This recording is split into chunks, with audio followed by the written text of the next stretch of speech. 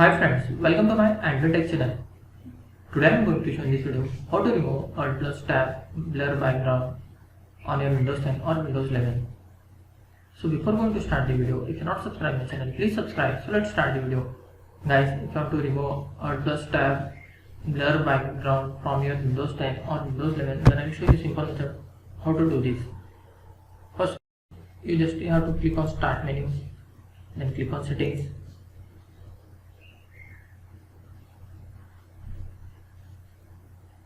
In left side you will find accessibility. You have to just click on that.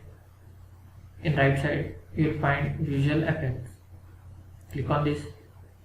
After that you will find second option, transparency effects. You can see make some window background slightly transparent. By default it is enabled. You have to just disable this option. Just turn it on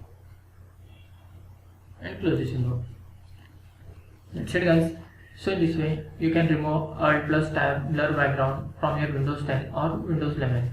Thanks for watching. Hope if you like this video, please like, share and don't forget to subscribe.